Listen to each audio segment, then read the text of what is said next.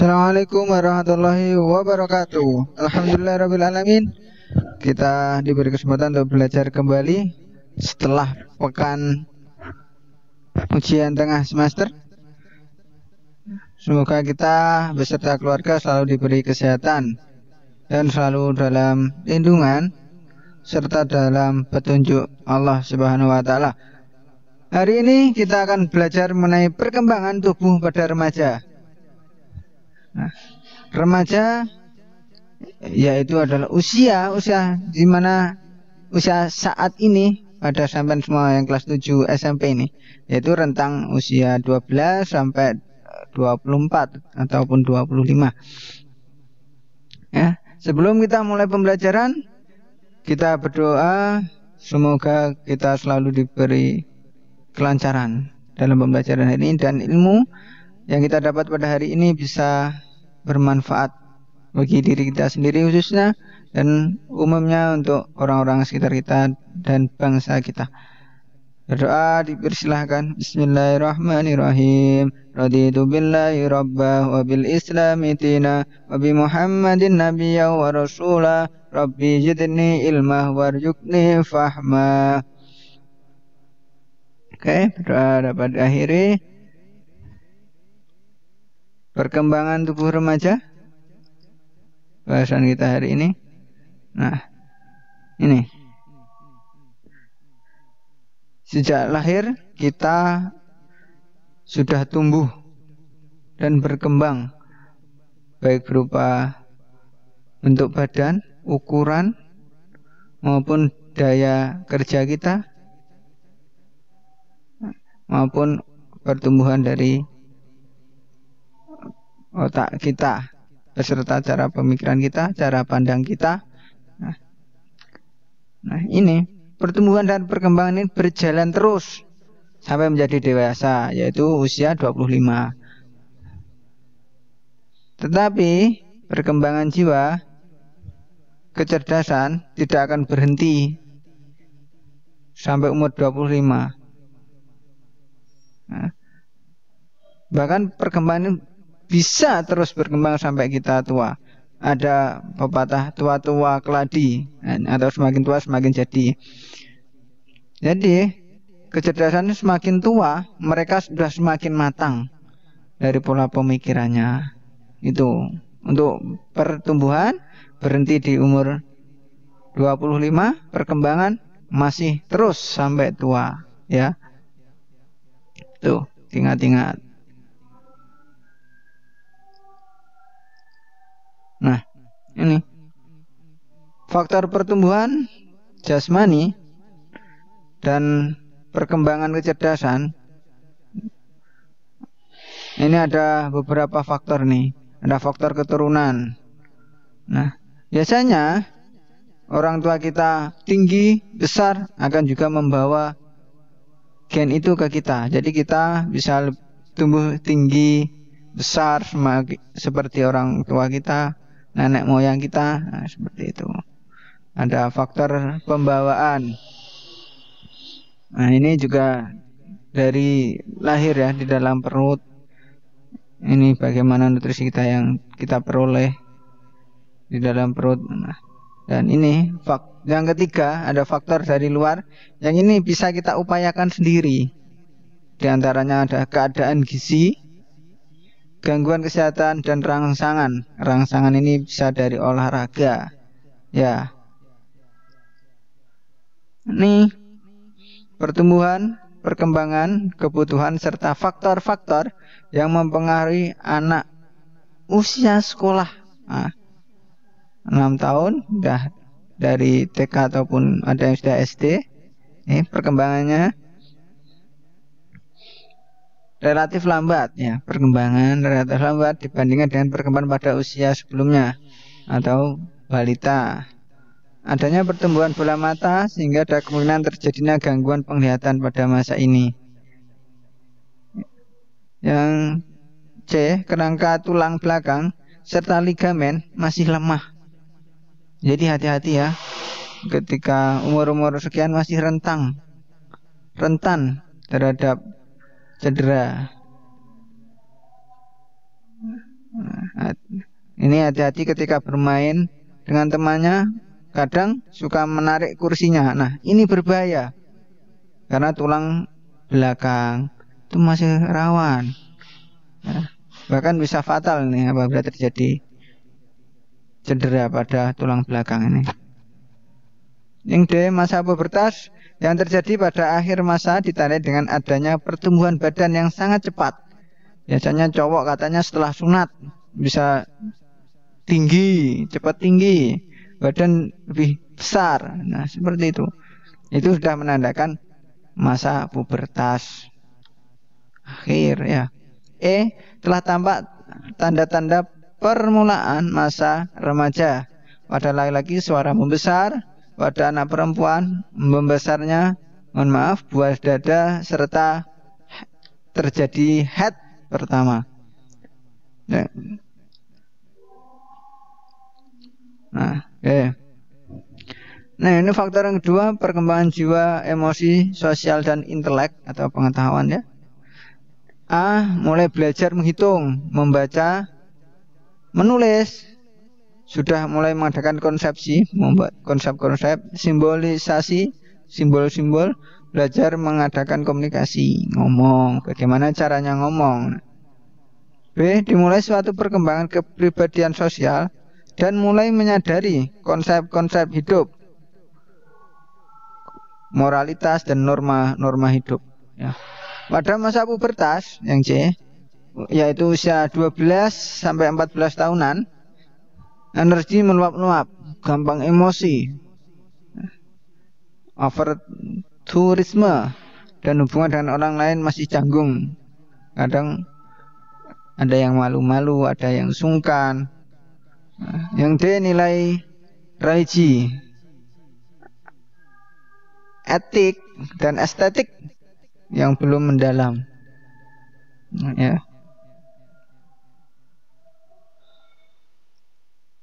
Selanjutnya kebutuhan, jumlah makanan yang cukup serta mempunyai nilai gizi yang tinggi. B, latihan dan istirahat yang cukup serta teratur. Tidak boleh mentang-mentang kita suka kita main terus, olahraga terus. Tidak boleh seperti itu. Kita harus cukup, tidak berlebihan dan tidak kurang. Tindakan pencegahan penyakit.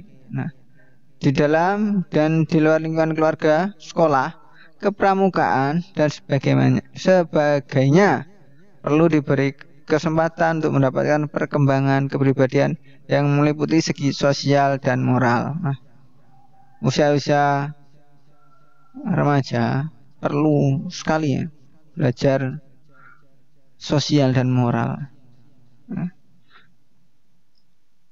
Nah, faktor-faktor yang mempengaruhi yaitu masalah gizi, penyakit, masalah gigi berupa malocclusion, crowding, kontak lingkungan lebih luas sehingga dapat menimbulkan konflik karena perubahan yang dialaminya. Nah, itu. Nah, ini kita sudah memasuki pembahasan mengenai masa remaja. Ini nih. Dari perkembangan jasmani pada masa remaja, fungsi organ-organ endokrin telah mencapai kesempurnaan. B, penambahan jaringan lemak di bawah kulit subkutan lebih banyak pada wanita daripada laki-laki. C, jaringan otot pada laki-laki lebih berkembang daripada jaringan otot pada perempuan. Nah, pasti ada kelebihan dan kelemahannya sendiri. Untuk perempuan yang banyak lemak di bawah kulit. Untuk laki-laki jaringan otot yang berkembang. Ya, ini untuk masa remaja. Sebentar lagi sudah masa remaja untuk anak-anak yang sekarang berusia 12 sampai 14. Ya, sudah remaja.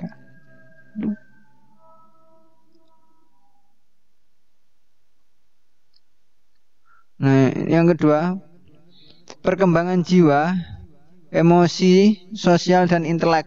Nah, Ini pada masa remaja. Faktor yang penting ialah perhatian terhadap seks yang mempengaruhi hubungan dengan kawan dari jenis kelamin yang lain. Ini bisa timbul rasa suka terhadap lawan jenis seperti itu. Pada usia remaja sudah muncul rasa-rasa seperti itu. Tapi wajib dari kita menjaga emosi kita, menjaga perasaan kita terhadap hal-hal seperti yang barusan kita bahas ini ya. Terhadap lawan jenis kita harus bisa mengontrol. Kita belum waktunya. Kita harus bisa memanajemen. Muncul ya, itu muncul secara alami, wajar. Tapi tugas kita memanage itu ya. Mentang-mentang masa remaja pacaran, jangan. Udah kita manage yang baik.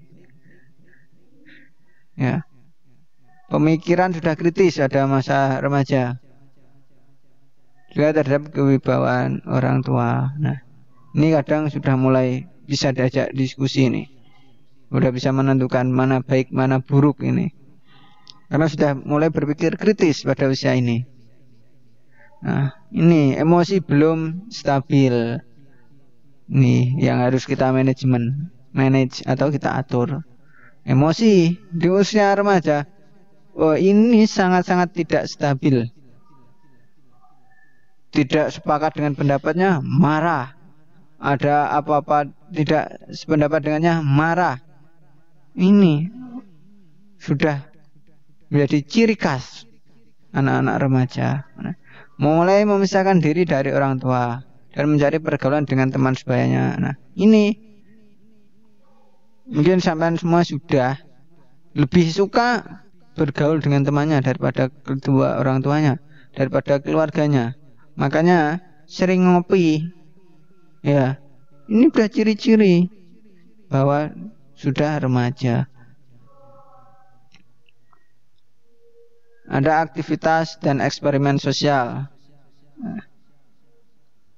Melalui proses identifikasi dan imitasi dibangkitkan dan dikembangkan cita-cita muluk dan aspirasi yang tinggi. Ya. Tuh.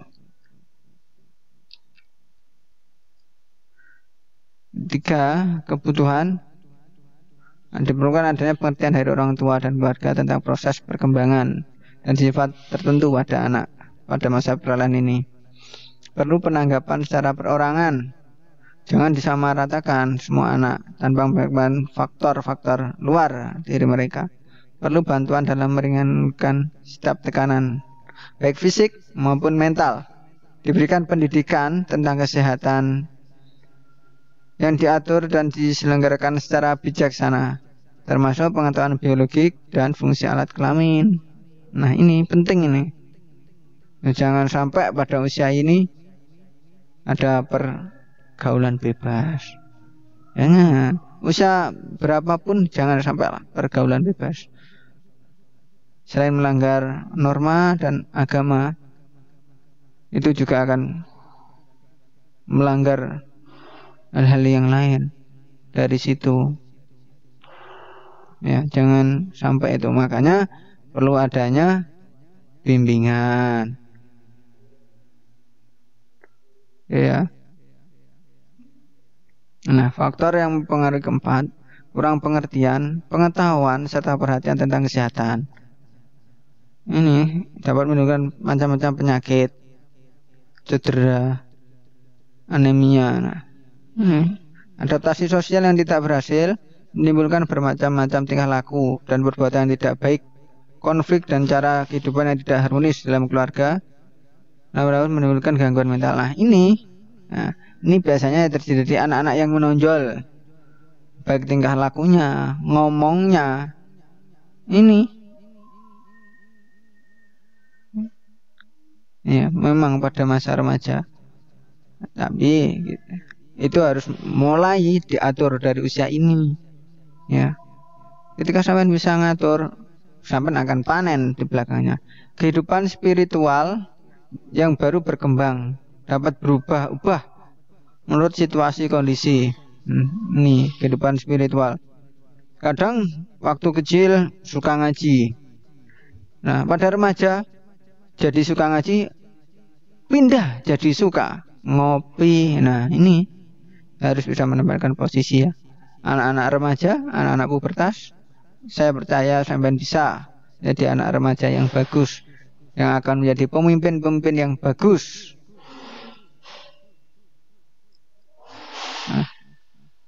Nah, ini usaha-usaha yang perlu dikerjakan untuk memenuhi kebutuhan-kebutuhan tersebut. Nih, pendidikan kesehatan. Sudah termasuk tentang perkawinan dan kehidupan keluarga. Ini harus sudah mulai diajarkan ini. Nah, ini.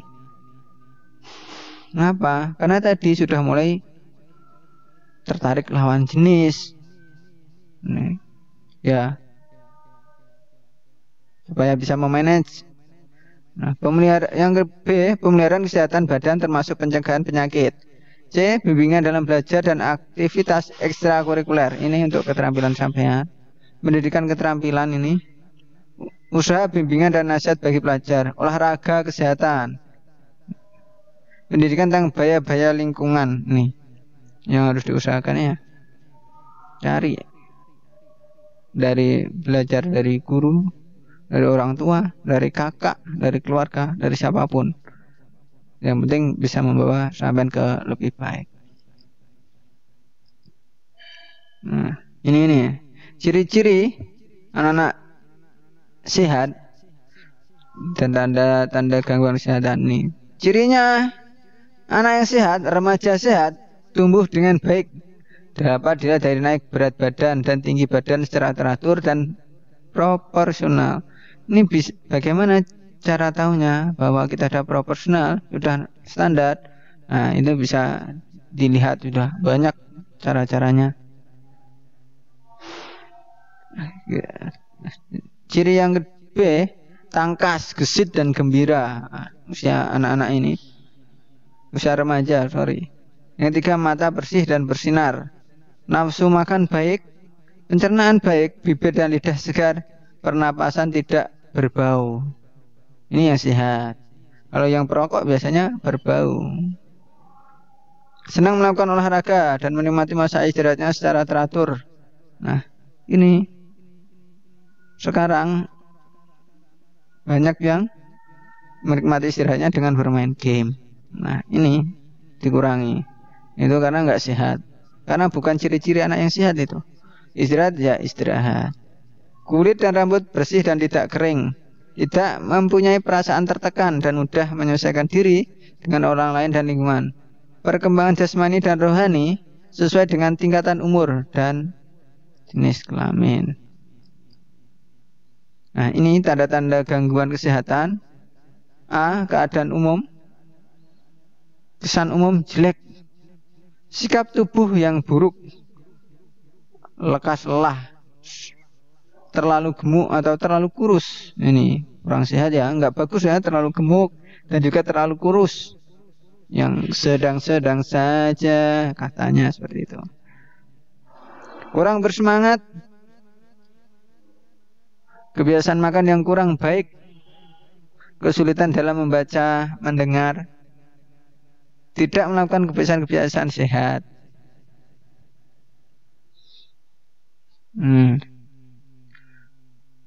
Pada mata ini sering mengusap mata. Mata berair, banyak kotoran. Peradangan mata. Mata terlihat terlalu dekat atau jauh. Melihat terlalu dekat atau jauh. Pada telinga berdengung-dengung. Pendengaran berkurang.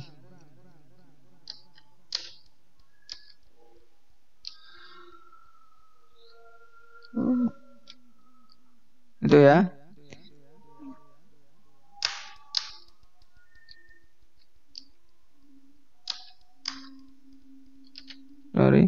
Yang pada telinga sering merasakan sakit di telinga. Nih. Yang do, hidung dan mulut ingus, meleleh, sukar bernafas. sering pilek, kerongkongan sakit, mulut berbau, gigi berlubang, gusi berdarah. Ini tanda-tanda tidak sehat. Tingkah laku gelisah, gerakan-gerakan tak terkendali, gangguan berbicara, sering ke kamar kecil. Ini biasanya izin, Pak, kamar kecil, Bu, ke kamar kecil. Nah, ini nih, sering tak masuk sekolah karena sering masuk angin, sakit kepala, sakit gigi, malas bersekolah. Ini tanda-tanda kurang gizi nih. Timbangan berat badan terus menurun, mata cekung, roman muka yang tegang atau lemah, otot lembek, mudah lelah, pucat, sikap badan yang buruk, pemarah, dan sikap masa bodoh. Ini ternyata tanda-tanda kurang gizi. Ya, ketika makan usahakan selalu menggunakan gizi seimbang. Ada karbohidrat, ada protein, ada lemak, ya, ada vitamin, mineral.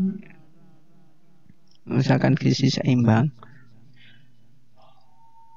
Nah, ini pemanfaatan waktu luang untuk kesehatan. Ini gerak badan atau olahraga. Dampaknya apa ketika melakukan itu ketika luang?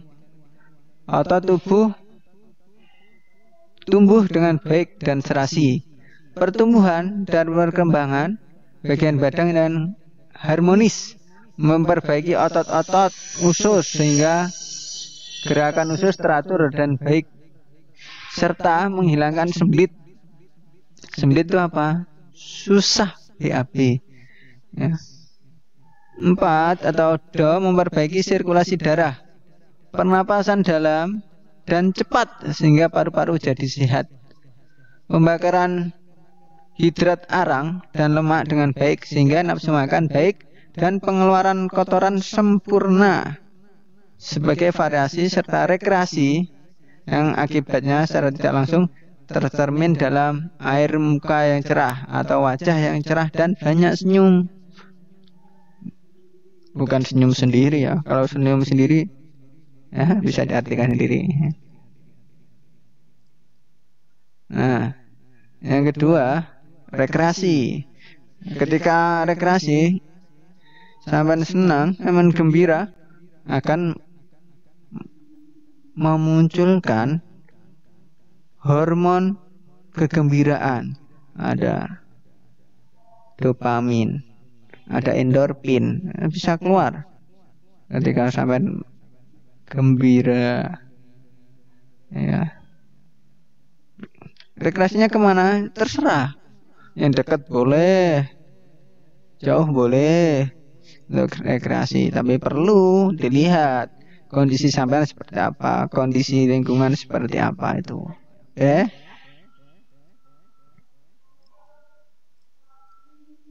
Istirahat. Nah, yang istirahat hanya mengurangi aktivitas otot, akan tapi juga meringankan ketegangan pikiran dan menenteramkan rohani. Istirahat dapat dipenuhi dengan bermacam cara. Mendengarkan radio, menonton televisi, mengobrol, tidur-tiduran, perlombaan, membaca buku. Nah, guna istirahat ini melepaskan lelah, memberi kesempatan pada tubuh untuk membentuk kekuatan baru, menambah kesegaran dan kekuatan, memperpanjang umur sel-sel tubuh. Nih, ya. Bahkan kalau tidur di malam hari ya, sebelum jam 10, bagus untuk kesehatan, bagus untuk pertumbuhan. Karena apa?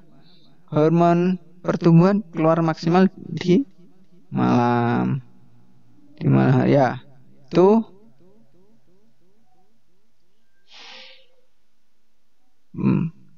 Nih, pola-pola hidup sehat, memelihara kebersihan, mandi, cuci pakaian, menyapu, buang sampah pada tempatnya, makanan sehat yang bersih, bebas dari micin-micin yang berlebihan. Cara hidup yang teratur, makan, tidur, bekerja, beristirahat secara teratur. Meningkatkan daya tahan dan kebugaran, yaitu dengan olahraga. Menghindari terjadi penyakit, menghindari kontak dengan sumber penularan penyakit, menghindari pergaulan yang tidak baik, selalu berpikir dan berbuat baik, membiasakan diri untuk mematuhi aturan-aturan kesehatan. Nah, meningkatkan taraf kecerdasan dan kerohanian, patuh pada ajaran agama, sering mendengarkan ceramah-ceramah agama, meningkatkan pengetahuan, baik membaca, melihat, ataupun mendengar, melengkapi rumah dengan fasilitas yang menjamin hidup sehat, sumber air yang bagus, ada MCK, ada tempat buang sampah, lebih bagus lagi ada perlengkapan P3K, pemeriksaan kesehatan secara periodik atau pemeriksaan secara teratur 3 bulan sekali, 6 bulan sekali. Nah itu oke ya. Nah, terima kasih. Itu sedikit penjelasan materi hari ini.